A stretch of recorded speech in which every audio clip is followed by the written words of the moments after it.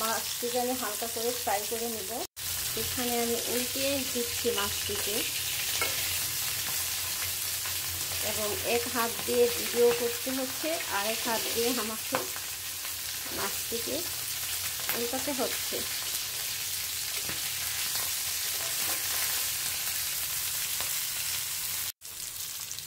এখানে আমি পেঁয়াজ দিয়ে দিয়েছি,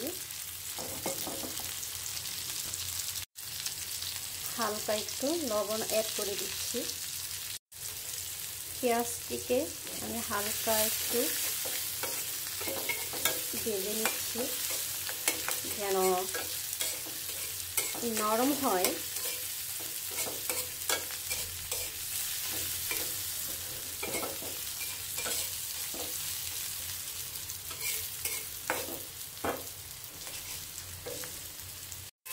এখানে আমি পেঁয়াজ বাটা, সামান্য একটু রসুন বাটা এবং বোম্বাই মরিচ দিয়ে দিয়েছি। সামান্য পরিমাণ পানি অ্যাড করেছি।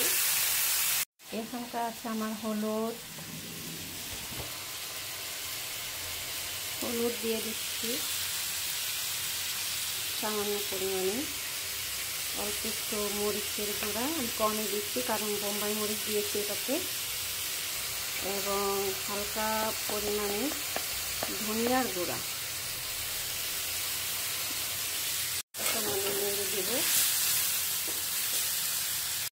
মাছটাকে আমি দিয়ে দিয়েছি, এখানে হালকা একটু নেড়ে দিয়েছি, আমি ভিডিওতে উঠাতে পারিনি।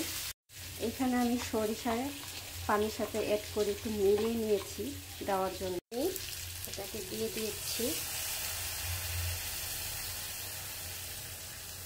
নিচের টুক আমি দেব না, এগুলো ফেলে দেব। এগুলো দিলে তরকারিটা কালচে হয়ে যাবে। এখন মুখটা দেখো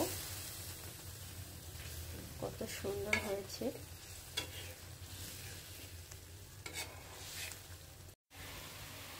এই যে আমার ফাইনাল লুক। সত্যি আমার কাছে খুব মজা লাগে এইভাবে রান্না করে খেলে।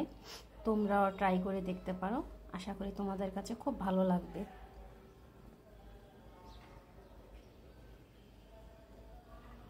Thank you.